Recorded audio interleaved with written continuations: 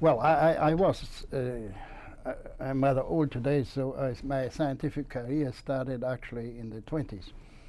So I certainly found a change in the position of the scientist between the pre-Second World War period and the present period. Excuse me, by the way, Okay. do you want me to speak French? No, no. Well, wonderful in English. Yeah, okay. Yeah. Because French is easy for me. Yeah. Okay, let's start from the beginning. Let's start from the beginning. Well, I'm a rather old person, so I lived in science. I was an active scientist from the end of the 20s to today. And so I experienced the fate of science between the World Wars and after the World War. And definitely I found there was a big change of the position of science after the war, after the Second World War. Well, this has, I think, as a main reason, the fact that scientists have contributed important things to the war effort in America and in other countries, in England and so on. And this is the examples everybody knows. It is the nuclear bomb and radar. Both were extremely important. Radar saved England from the invasion by Germany, and the nuclear bomb ended the war. So after the war, the scientists were heroes, and people thought they can do everything. It was very easy to get positions. It was very easy to get money for research. In particular, the armed forces were very much interested, since, after all, these two things were done for the armed forces. And at that time, for example, among other agencies, the Office of Naval Research supported a lot of pure physics and not necessarily science that can be applied for weapons. No, pure science, very abstract science, because they saw that just those scientists that worked on very esoteric and abstract subjects had been very useful in the construction of the nuclear bomb and in the construction of radar. That I'm talking now about the first 10 years or so after the war, first decade. Later on, the armed forces were more restricted, and they supported more and more only projects that have some promise of being important for arms, for war purposes. But I mean, well, that means our reputation in the public was very high. And but things have slightly changed during this is now 45 years. And maybe after sort of 20 years, perhaps, maybe a little earlier, things have changed. People became more suspicious of science, because, in my mind, not because of the right reasons, but they did. And one reason is, you see, that after the war, there was this great promise of that nuclear power is going to be cheap and will change completely our whole, not only industry, but social life. Now, that turned out to have been an illusion. Nuclear power not only wasn't so cheap, but also presented certain dangers that people were not, even scientists, were not aware at the beginning. Possible accidents that have great consequences, like we unfortunately know from experience now in Chernobyl and 3 Mile Island. And also that there are problems connected with the environment, connected with nuclear energy, such as the waste disposal of radioactive substances, etc. But it's not only that. Also, in the second half of this period, between the World War II and today, people became aware, and I think correctly, aware of certain negative effects of the industrialization.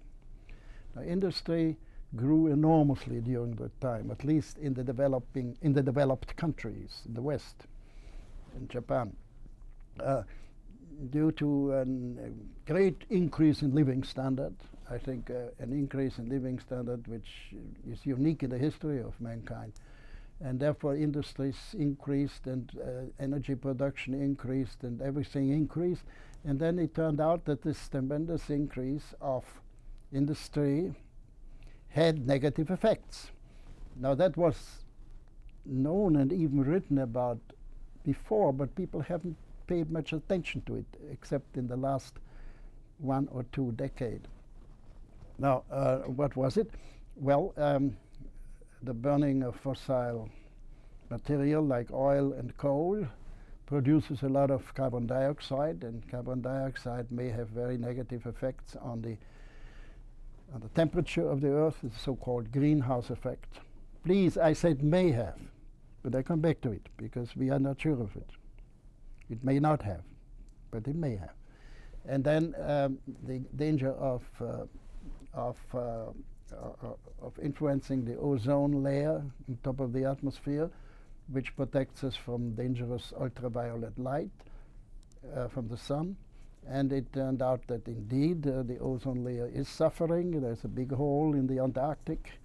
And this is due to the production of certain substances, mainly of the so-called hydrocarbons, fluorocarbons, which are used in many applications. And so these are 2 examples, but there are others. The acid rain that the atmosphere has is full of stuff produced by the industrial activities, and this has negative effects. For example, the water that comes down with the rain is acid. This influences vegetation. The forests are declining. They are, especially in Germany and in Switzerland, and I think in Italy also, that a good part of the forests, mainly in the higher altitudes, are sick. Now, this has been ascribed, well, correctly, to the expansion of industry. Now, but people make a connection between industry and science. Well, certainly, most of these industries are in a way science-based because they are using results of science to produce whatever they produce. And so they accuse then science that that being the cause of the deterioration of the environment. Now this is why there was a certain decline of the reputation of science in the second half of that period since the World War. Well, let me ask you something else. So let's go back to what you were saying just before, that with the Second World War, the social status, if I may say so, of the scientists did change. Yeah. I mean, you have been a scientist. Chiudi ancora, chiudi. Ecco, così, no, un pochino di meno e poi vai sul primo piano quando sta a metà. Okay. Okay. Well, if I look at my own experience, you see, before the war, I had a position as assistant professor at the University of Rochester. It was not a very high position. The salary wasn't very good. After the war, I could choose. I got offers from many universities, from MIT, and to come and become a full professor. And later on, a few years later, I got an offer from the university in Zurich, and a few years later from Oxford. So you see, I mean, from my personal point of view, I was suddenly considered as a, so to speak, a desirable person, which that many universities and laboratories were trying to appoint. And evidently that means also that the salary was a lot higher than before. What's the relationship between science and technology? Yeah. Now, the relationship between science and technology is a complicated subject. Well, first of all, fundamentally speaking, and that is in a very general way, I would say science and technology have a very different aim. science, and when I say science, I mean pure science, not applied science. Applied science is almost the same as technology, but the pure science, basic science, tries to understand nature, what's going on around it, to find the laws of nature, to find the phenomena that are decisive, to get the structure of matter, atoms, atomic nuclei, and quarks, and so on. Or the astronomy, for example, once studies the development of the universe from the beginning to a possible end. So it's this, I would almost say this is essentially a philosophic attitude. Actually, in the days of Newton, it was called natural philosophy. Technology, in some ways, is something completely different. Technology wants to construct things, artifacts. For what purpose? Well, for increasing the comfort of life, the quality of life, and I'm afraid also for not so good purposes, namely to improve weapons and to win a war. Now, in other words, to say it quite one word, to build machines that help us, that prevent us from having too much strenuous manual labor and to do things we cannot do, or to talk by telephone or by radio or by anything. Communication, any kinds of communication. Now, in order to do this, you have to, in most cases, I say in most cases, you need scientific discoveries. I mean, how can you ever develop communication without knowing something about electromagnetic waves, which are used in radio and so on? So you have to know how nature behaves. Therefore, most of science, most of technology is based on scientific progress. Now, I say most because there are definite, sometimes goes the other way. For example, in the end of the 18th century, when the steam engine was discovered. Now, the steam engine was discovered by Watt and other people, not at all on scientific principles. They just tried it out, and it worked. And here the influence was the other way. You know, when the steam engine was developed, scientists became interested in, well, what's really the basis of all that, and the development of the theory of heat, thermodynamics, was actually engendered. It was done after the steam engine. So here technology has pushed science, but that is no longer so. At least in most cases, no longer so.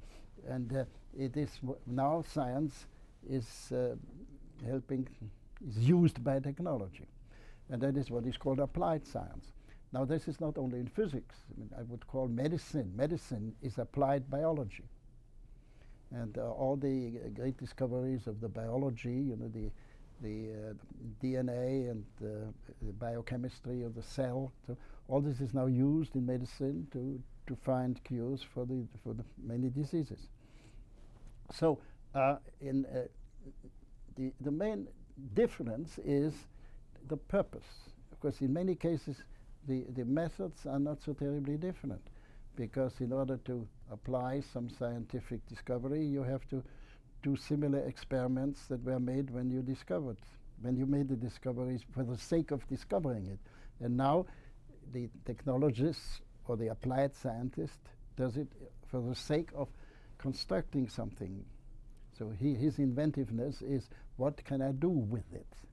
How can I build something that is useful for mankind, useful or even useful for war, you see? And that is the great trouble. So in some ways, what we find, what the public finds correctly, as dangerous in the development of, as they often say, science, is usually a consequence of technology. But the technology, of course, was a consequence of science. Without science, the technology could not have developed. Do you believe that more and more nowadays the scientist is becoming a sort of engineer? No, I would say it this way. I would say there are there are needed more and more engineers because the problems become so wide. But if you look at the scientific establishment, again I repeat, I now mean the fundamental science, basic science, pure science. There are these people are not necessarily engineers, although there is a point in what you say. I mean, I take an example in, namely CERN, the laboratory in Geneva, whose purpose is completely, I call it philosophical. They want to know the deepest structure of matter. Now, but those people, in order to get at it, they need very high energy, they need these big accelerators. In order to build those accelerators, you have to be a little of an engineer, not only a little, you have to be a quite good engineer. And so in this sense, you may be right, that the modern scientist has to be more interested in engineering than the scientist before. But I think his basic attitude is different. Let me ask you something about Los Alamos. You know, people have the idea that the atomic bomb was built by a small group of scientists. Yeah. That they were sitting together and then they developed the bomb. Yeah. It was so, it was completely Well, different. it depends what you mean by developing and making the bomb, you see, and constructing the bomb. In some ways it's true what you say, in some ways it's not. It is true insofar as the fundamental idea, you know, how, first of all, how do you get a nuclear explosion? That is certainly the scientists have found this. And why where does fission or fusion come from? These are nuclear phenomena in nuclear physics, and that's pure physics. Then even when you go a little further, in Los Alamos, we physicists had to be a good deal of engineers. In other words, we had to think about how can we make this explosion effective? How can we build it so that it explodes, that all the plutonium, for example, explodes at the same time, so that it isn't lost, that the energy isn't lost. So these are applied science questions, in other words, engineering questions. And indeed, we were a great deal of engineers in Los Alamos. But now I say, we did not construct the bomb. All what we did is say this is the way the construction must be done. And then, of course, then came all the factories and the industries that did what we proposed. And that needed a lot of development, you know. I mean, our proposals were not, just not go and do it, you know. You have to develop the method, you have to develop industrial processes, and so on. So at the end, the bomb was a product not only of scientists, but of engineers and industries. After the Trinity test, you mentioned in your book that a truck driver saw the sunrise. Yes. You know, and I think you have been using this image, you know, to show it was something completely new, in a way unbelievable. Well, when did you start thinking yes. That it was something that could be also dangerous? I mean, did you start questioning yourself? Oh, yeah. Oh, no, that we at least if I speak for myself and my friends, I would say we knew this from the beginning, that this is a dangerous thing. Indeed, some of us, including myself, question ourselves, shall I accept the offer to collaborate in such a murderous activity? And I did think about this. And I answered myself that, first of all, the great danger that Hitler would make it before us. And I myself am from Austria. That means my family have seen Hitler from close distance, and we knew how terrible it would be if Hitler would dominate the world. And if he had the bomb, he would, and if the West did not have the bomb.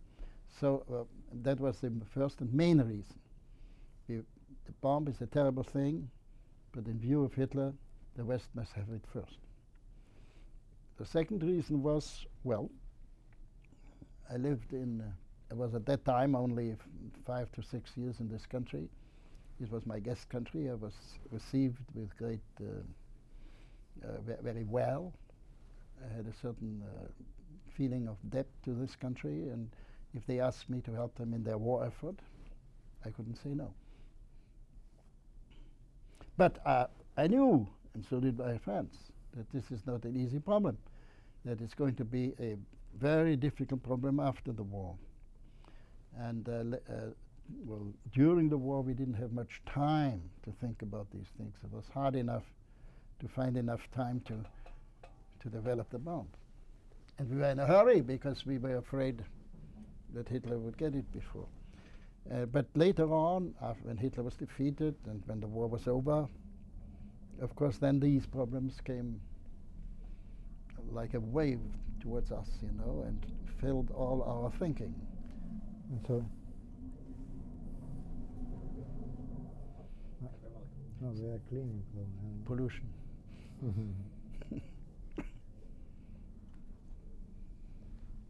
Stringi di più.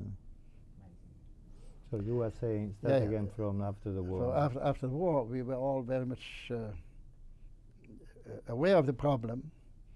On the contrary, we felt in a way badly about it, you see, because we thought if especially under the influence of Niels Bohr, who was my teacher before the war and a kind of intellectual father, and he came over to America at the end of the war, and he was very much more aware of the dangers. Well, he was always much more aware of everything than other people.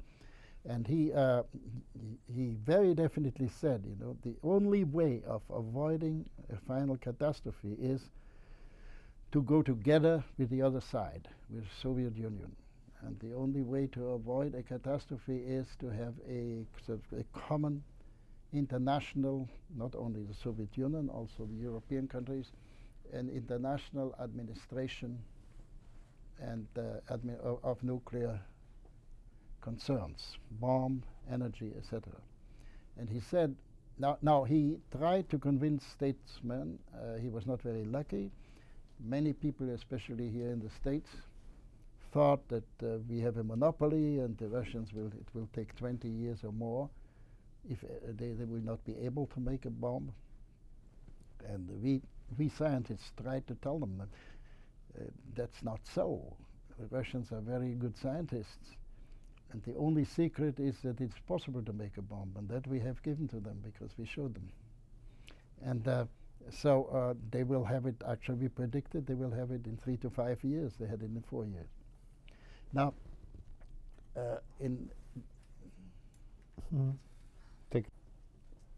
after Trinity test, and before Hiroshima, I was just telling.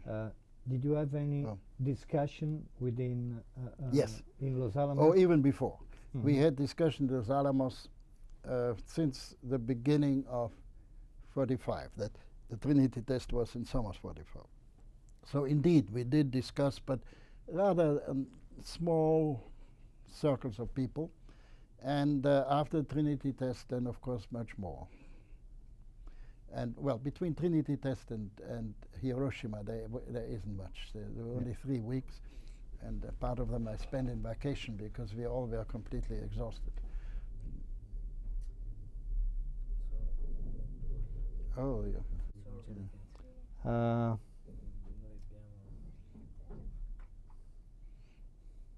Okay. Bye. Yes. Then. Sorry, be so nice to start again. Well, we started discussing the, so to speak, the political consequences for the world of the bomb already at the beginning of 1945, but not very much in small circles. We were very busy. We hadn't much time.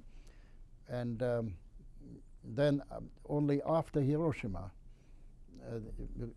we really discussed much more, and in particular under the influence of Niels Bohr, who thought about it much more thoroughly than we did. We had a number of discussions, and we gave talks to the public. We founded the Federation of Atomic Scientists, which is now Federation of American Scientists, which is devoted to these problems. We founded the Bulletin of Atomic Scientists, which is a magazine that still appears, which deals with problems of this kind. In other words, then we really actively were interested in it, and we tried to push very hard for an internationalization. But there were terrible resistance against it. Now, in this country, people said the Russians won't have it before 20 years. Why should we, the West, give up its secrets and its strongest weapon? Now, that was, of course, a silly argument, because it's clear that the Russians will have it very soon. We scientists knew that. And, and of course, on the other side, Stalin was certainly not the right man to have international agreements with. He didn't want it. He knew that he will have the bomb himself pretty soon. And then happened what Niels Bohr has actually predicted in an open letter he published in 1950, where he said that if we don't have any international organization, there will be an arms race, and which would present one of the greatest dangers for mankind. Now, indeed, that happened. More and more bombs were built, and better bombs, H-bombs, and improved types of bombs. Between then and now, that today we have 50,000 nuclear warheads ready on both together on both sides, which is of course an absolute madness, because only a few hundred would be enough to destroy the whole world. So to my mind, and to the mind of many people, this is what I call a collective mental disease that has gripped mankind. Why build these 50,000 warheads? It makes no sense. Now, fortunately, of course, in the last 5 years, mainly because of Gorbachev, the situation is somewhat changed, and we go a little back to the old idea. Let's work together on this and have an effective arms control. This is both in the interest of Soviet Union and us. And all the tremendous events that happened in the last years, especially in the last year, promise that maybe we will find a solution, and we will reduce this idiotic number of 50,000 warheads. Was at the time the issue of the social responsibility of the scientists was raised in any discussion? Oh yes, right from the beginning. I mean, it was quite clear that even before Los Alamos, that with such things, the scientists have a social responsibility. In other words, they will be, of course not during the war, but they will, because we are not supposed to talk about it, but that after the war we will have to inform the public and the governments and Congress and all the influential people not only in America but also in Europe and all over about the dangers of the nuclear bomb. Now, at that time, you see the other dangers. The environment problems did not yet come up. They could have also been predicted, but they weren't. You say before that the bomb ended the war. Okay. Yes. What do you mean by that? Because the war was already finished. Well, no, wait a minute. The war was finished in Europe. Mm-hmm. And there was still Japan. Now, I personally cannot tell whether Japan would have given up also without the nuclear bomb. This is it's possible. They were very weak. They saw their weakness. It was a hopeless situation. But their government, just like the Nazi government, was a terrible government, a terrorist government, and would maybe have continued to fight until the last Japanese. and that would have cost a lot of lives, not only Japanese but also other American and European lives. So in this sense, you can say that the nuclear bomb has given a good excuse for the Japanese to give in already in August 1945. And in this sense, I would say the bomb has ended the war. So you mean that it was the conclusion, but the war, was the war won by the bomb or by mass production and the war effort of this country? Well, look, you're absolutely right in saying that the bomb concluded the war. That's perhaps much better. The bomb didn't win the war, but concluded the war. And of course, you're right by saying that the industrial power of America and of Western Europe fundamentally won the war. That is true. And I mean, the Japanese couldn't come up against it, neither could the Germans. That's correct. You were saying that now technology, it's a big problem with the environment. Yeah. Can you say something about that? Yes. Well, as I said before, roughly 20 years ago, about 2 decades ago, people began to be aware of the fact that the steady increase of industrialization that has taken place has negative effects. Let's be sure that it has a lot of positive effects.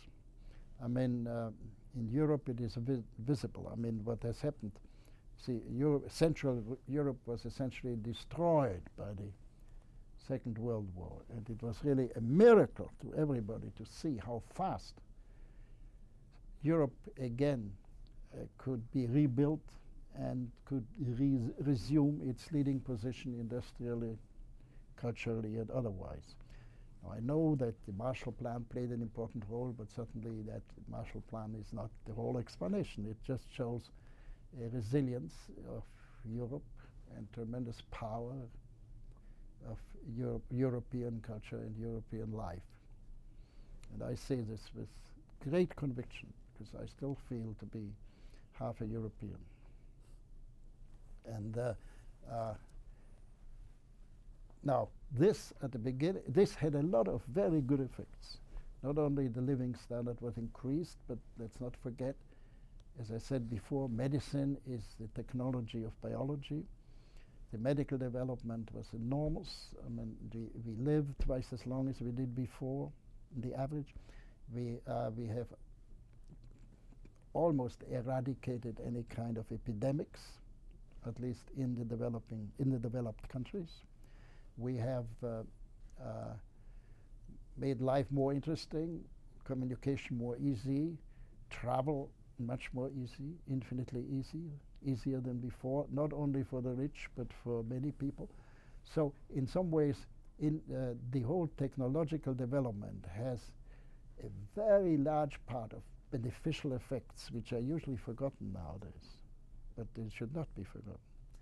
But on the other side, it had these negative effects. Pollution, the atmospheric pollution, the destruction of ozone, the destruction of the forests, and I would even go a little further, that what I call spiritual pollution. I mean, for example, the building of 50,000 warheads is a kind of a craziness that comes from the industrial development. But even more, I mean, there is a certain attitude in many of the developed countries of, you know, what is our aim in life? We are only after pleasure and after quick pleasure, and that has brought about the drug culture and the danger of AIDS, etc. Now, these are what I call spiritual pollutions, the pollution of the mind. And there we have to be very careful. Well, talking about pollution of mind, do you believe that People have been using this word. I don't know if it's the right one or not. The militarization Yeah. of the university and Yeah. also of the industry. You Yeah. know. Do you think that is also a kind of intellectual or spiritual pollution? Yeah, well, yes, but one has to be a little careful and not exaggerate it too much. First of all, it depends from what country you speak. It has a good justification, and I will say more about it, in the United States. In Europe, I see much less.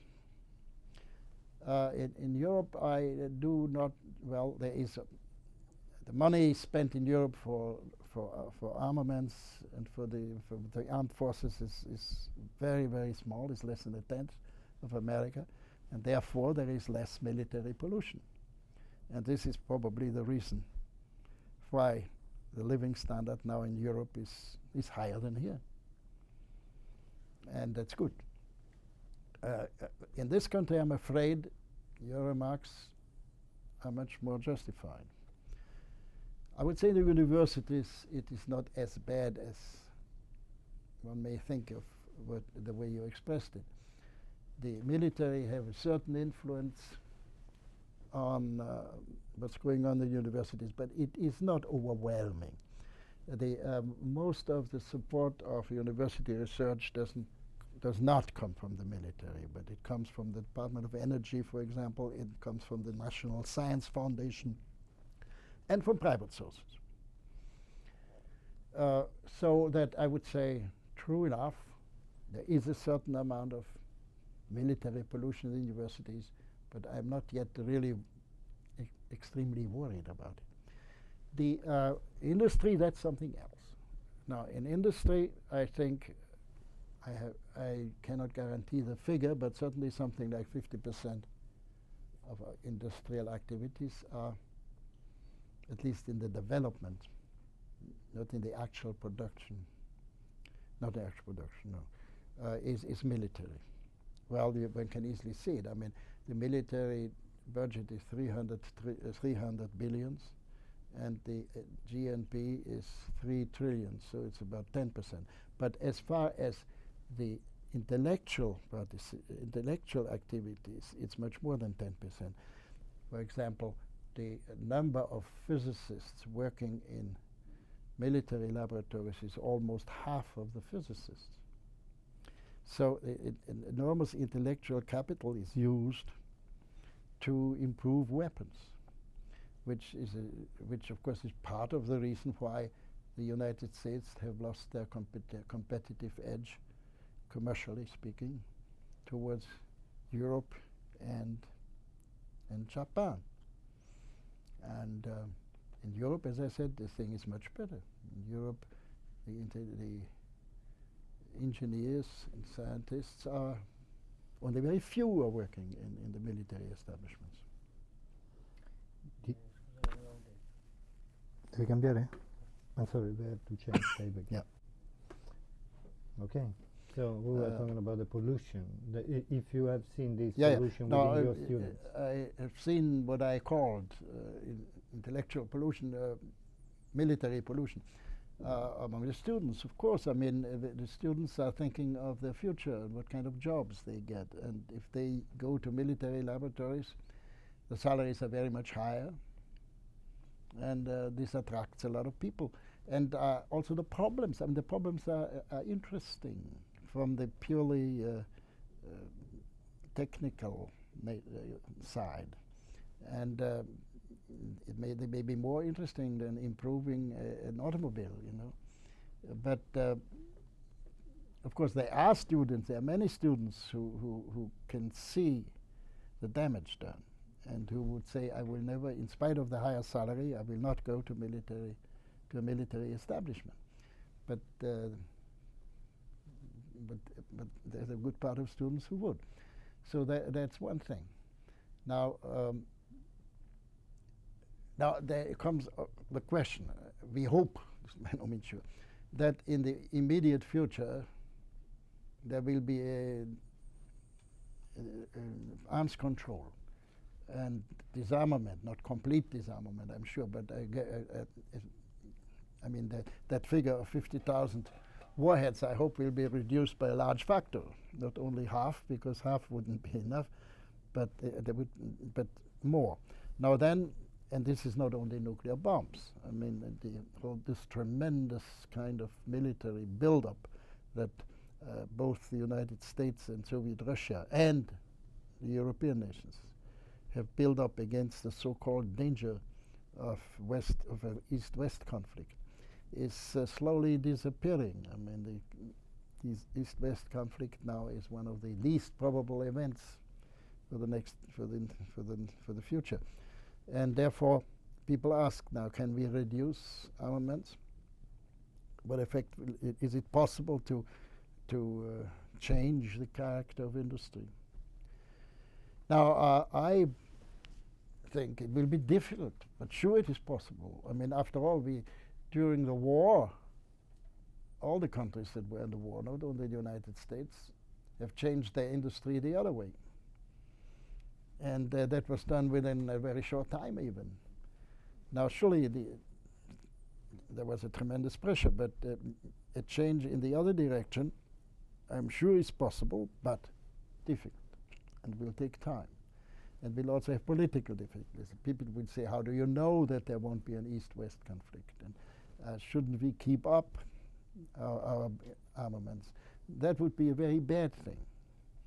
And that depends all on the developments, the political developments in the Soviet Union and in Eastern Europe, which nobody can predict. And nobody in his right mind has ever predicted what happened this year in '89, last year in '89. Now, I wouldn't dare to predict what happens in '90. Actually, 1990 is probably going to be the most interesting year in the history of modern world. Now, that may go good, it may go bad. But imagine it goes well. Then I do think that this transfer of industry to peaceful purposes will be a necessity. And sure, it can be done. After all, I mean, a factory that provides bomb sites and other high technology products can produce TV sets and can produce microwave ovens, which are now all bought from Japan in this country and also in Europe. No, Europe has its own production. But so I do not see an impossibility, but it all depends on the political development. Well, that's what I was saying before. We can call the fear of peace. The fear of peace. A lot of people will be out of business and out of job. Yeah, but the fear of peace doesn't, I hope, the fear of peace wouldn't prevent peace from coming. It will make a few people less rich, which I think, from my point of view, that's only desirable. And it may be hard on the workers, because there will be probably an unemployment, a period of unemployment, and that is not so easy. No, that's not so good. But I mean, if peace breaks out, it breaks out. But you see, there is of course a connection there, and therefore your remark about the fear of peace is justified, because the fear of peace, of course, has a political influence. Those people who had been in power in industry and in Congress, they see that danger, and therefore, whether they want it or not, they may slow down the development towards peace, even unconsciously.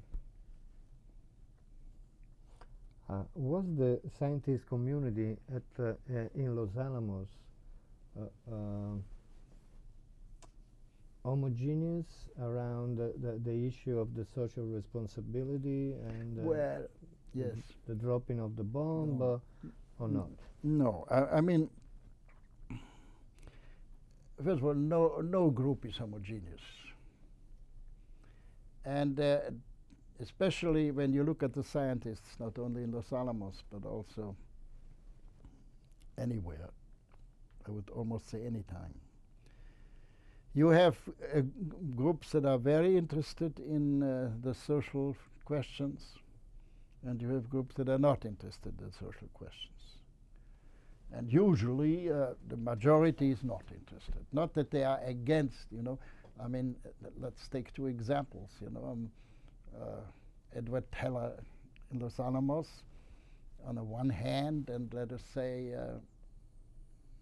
I don't know, Philip Morrison or somebody else on the other side in respect to peace and so on.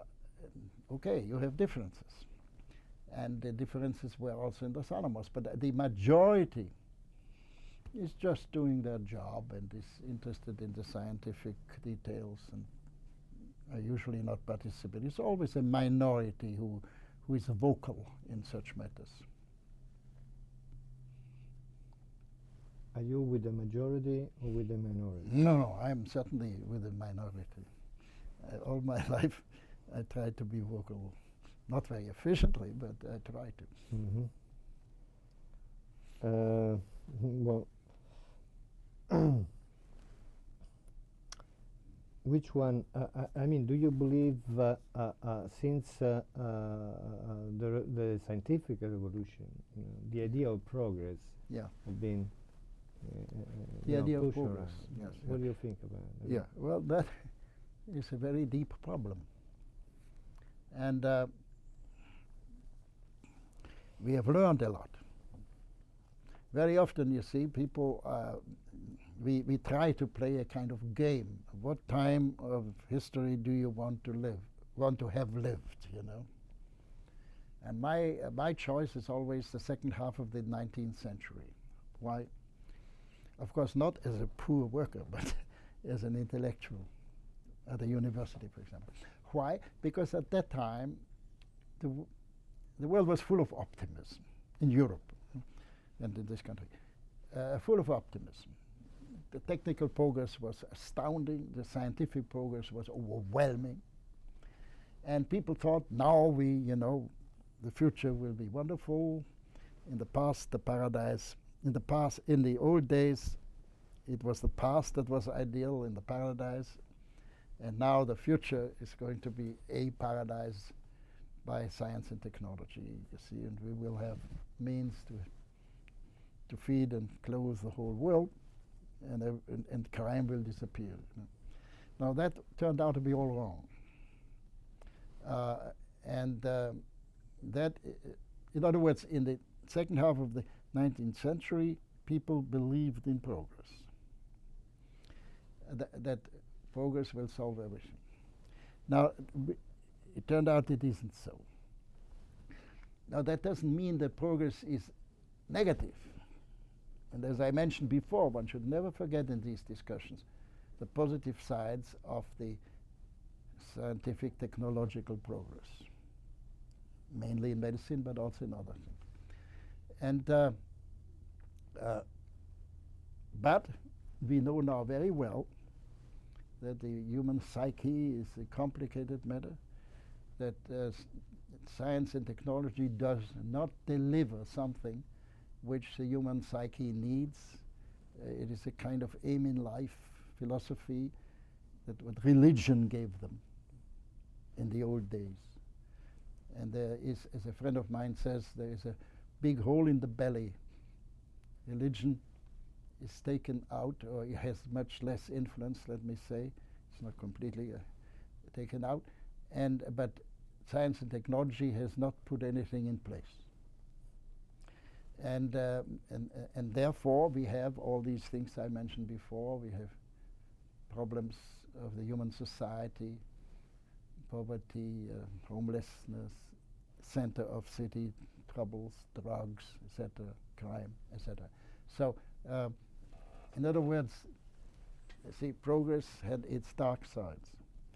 And we must see whether there is a possibility to solve, to improve. We will never solve. We will never have a paradise. But we can, how to make it such that humanity can have a decent life.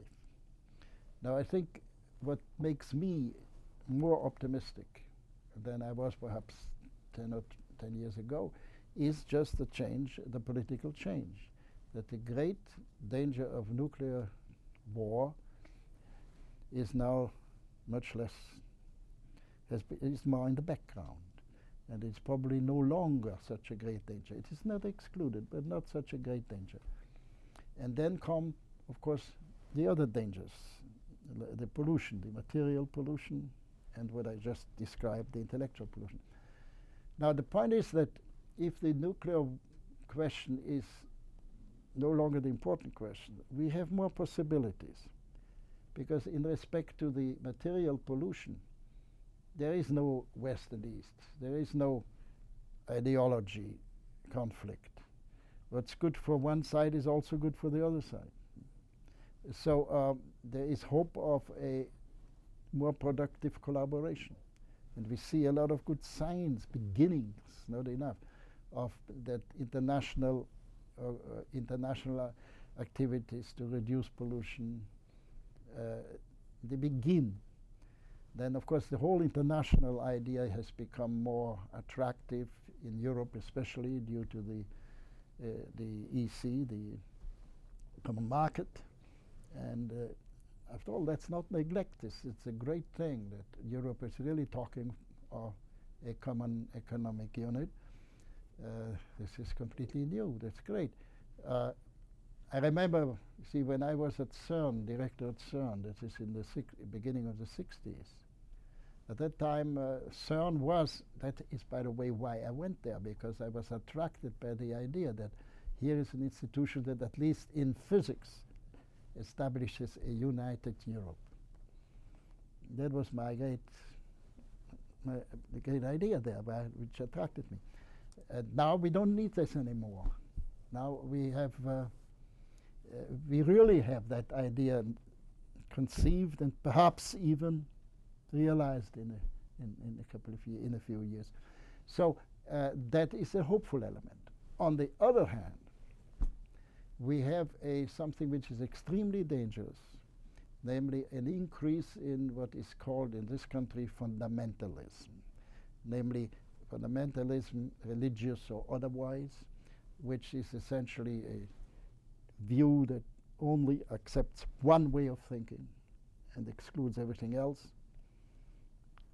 And we have it, well, we have it in good parts of the Muslim world, Khomeini and Gaddafi and so on.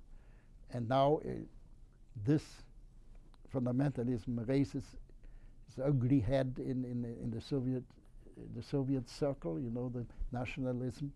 It's understandable. They were all oppressed before. But I am very much afraid that it will go to the other side, and nationalistic fanaticism may take the place.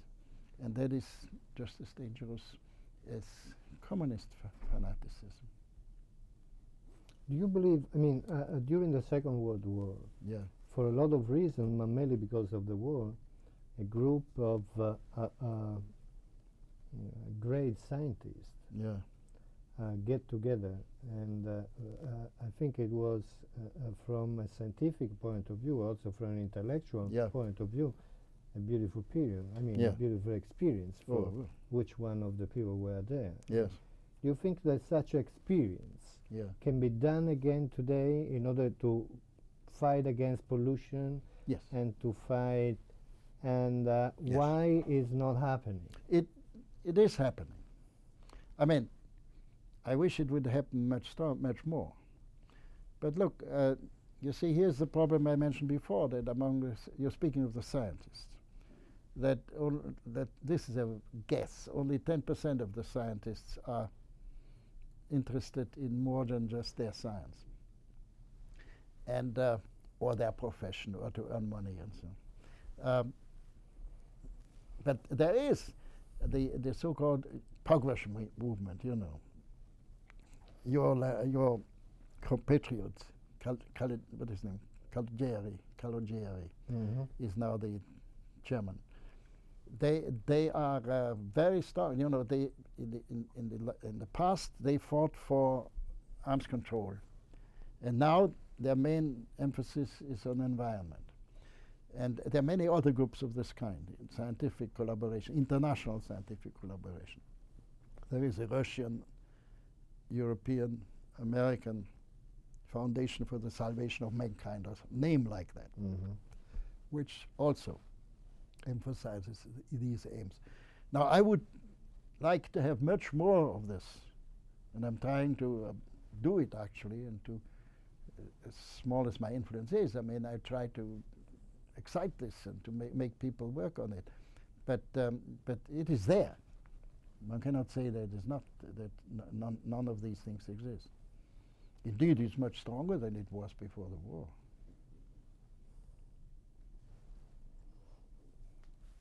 C'hai problemi tu con la macchina? Tu c'hai altre domande da fare, Donatella? No, dimmi qualche cosa, Tom. Va bene qua? Che dici?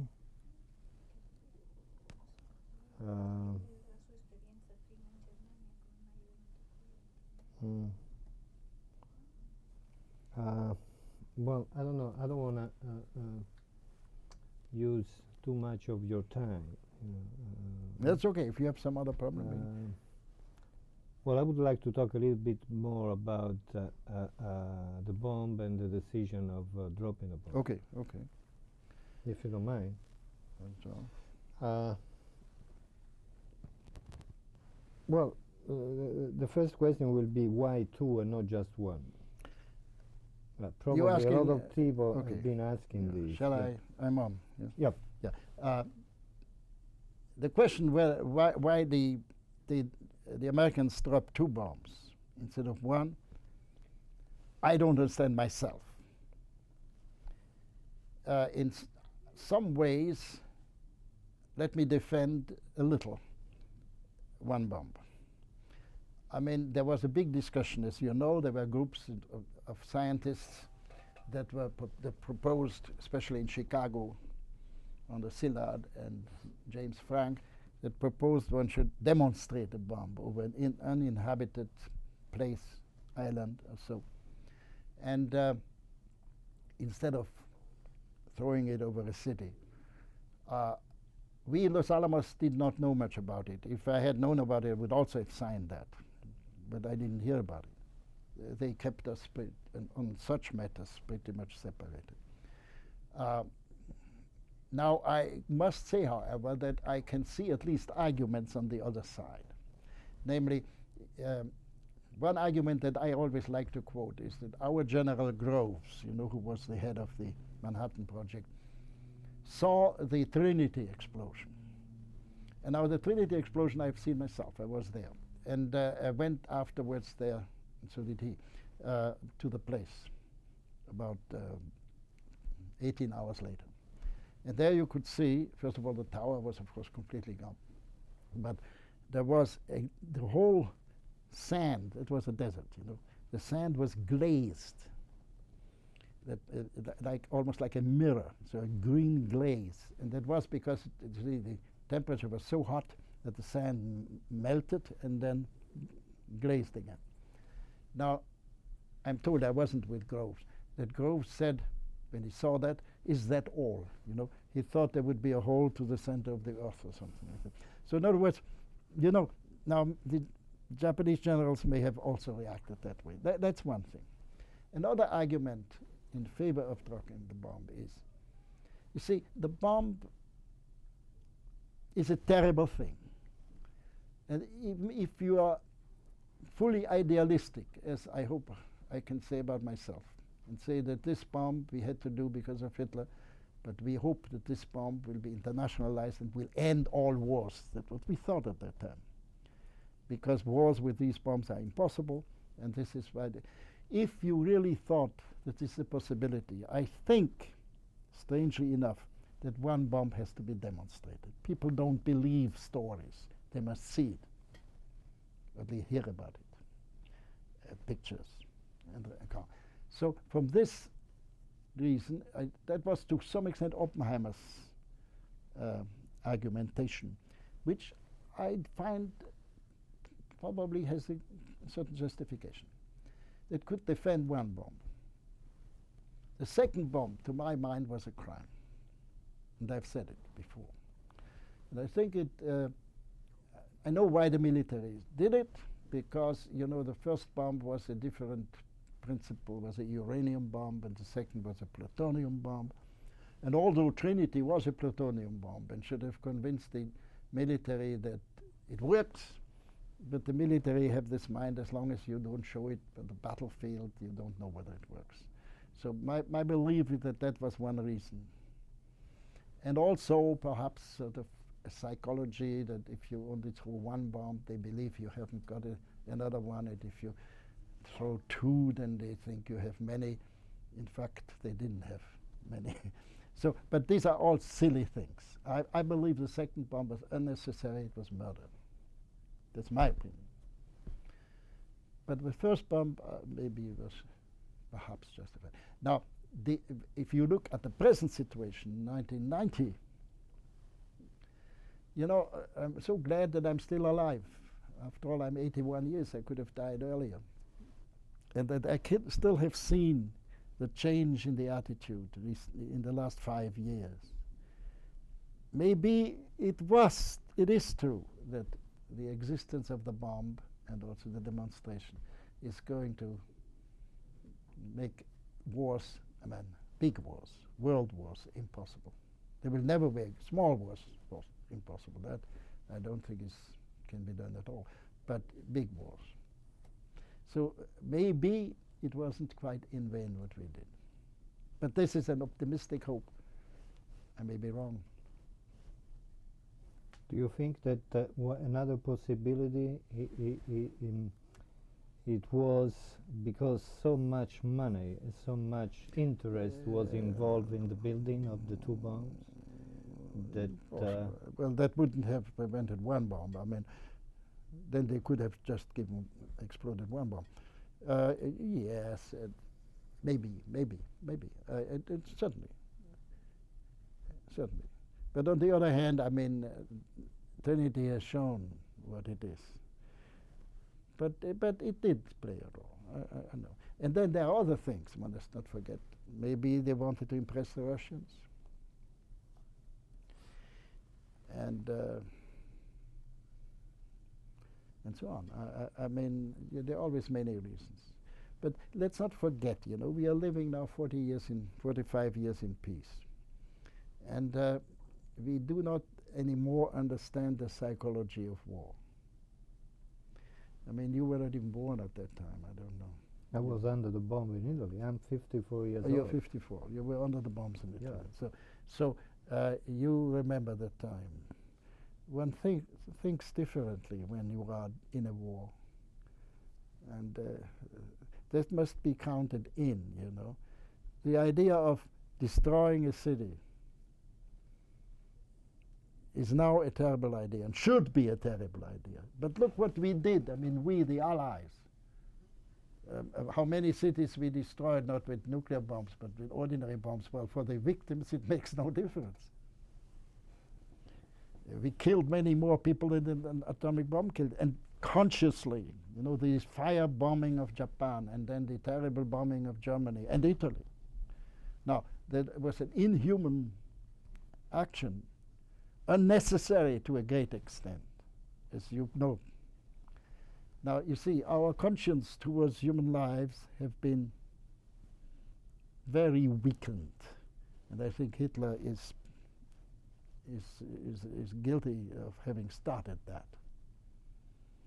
But we are guilty in following it. And that also explains somehow, you see, that the decision wasn't that terrible as it seems now in the psychology of a war atmosphere. It's not a defense of the action, it's only an explanation. Well, no, for God's sake, I don't want you to believe that I'm asking questions like accusation. No, I know. But exactly thinking in these terms, you know, for instance, we have been watching a lot of films, yes, a lot of materials made by the Office of War Information. And I believe that another factor that was very influential, yes, in the decision, yes, was racism. Yeah. Because the Japanese have been depicted. Okay, you can go on. Yeah. Now, you bring up the question of racism. Certainly, the Japanese were depicted as an infernal race, but there was a reason for that. I mean, let's not forget that the Japanese fascism was one of the worst, what they did in China. Now, of course, there are also, on the other side, terrible things. For example, the way America treated the Japanese in the West Coast during the war. But never mind. Anyway, I am not completely convinced of this because of the following reason. I have often asked myself, and my friends have asked ourselves, if the nuclear bomb had been developed before the defeat of Hitler, would we have used it over Germany? And I think the answer is yes. And that, of course, would not have been racist. I agree with you. I agree with you. But that's because of Nazis. That's because of Hitler. Hitler, yeah. But it made, I think, easy the decision. Because also, I mean, Yes. The Germans, you know, I was telling you that I was under the bomb. Yes. And the only two things I remember of that period, it was the SS with the Doberman dogs walking to the street of Rome. Yeah. And the bombing of the city, you know, with Yeah. the B-22 arriving. Yeah. And it's a nightmare. I know. But again, in the pictures, in all the material propaganda, the Germans are sick, but they are white, a human being. The Japs are subhumans. More or less, they are part of the landscape in the Pacific. Yes. More or less like the Indians in this country. Sure. Look, I think you're right. There was racism involved. I just say it wasn't the only thing. Mm-hmm. However, these attitudes have changed. Now, even the word Japs, you couldn't use anymore in the United States. And I'm glad about that. Of course, it is the reason because they turned out to be much better in making television sets. But so they are not animals, you know. On the contrary, commercially they are much better than we are. We Americans. Europe is different. But I agree. There was a racial element, but I would say it is not the decisive. It was not the real decisive one. I agree with you. When did you start asking yourself such questions? You know, you just say that the second one was a crime and so on. Yeah. When did you start asking, questioning yourself? Very soon? Very soon. Very soon. Very soon, after the event. Yeah. It was somehow difficult to live with this heredity of being working in Los Alamos? Yes and no. You see, it was difficult because I felt a certain amount of co-guilt having been there. But on the other hand, you see, at that time we were rather optimistic. We really thought that the nuclear bomb will end all big wars. And maybe it does, you know, maybe it does. And at that time, we believed very much more in it, you know, at the beginning. Also in the possibility of international administration and so. So we were optimistic and therefore had less guilt feelings. And later on then, of course, we became more pessimistic. But on the other hand, the time distance then. Also the guilt, you know, guilt is so hard to define. I could not imagine having at that time said no. I could not imagine because of Hitler. I could not have said no. I mean, half of my family was killed. So how could I be not sensitive to build a bomb so that Hitler doesn't have it? It's obvious. We had to do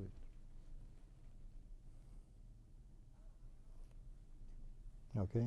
That's not. I mean, there Yep. is not that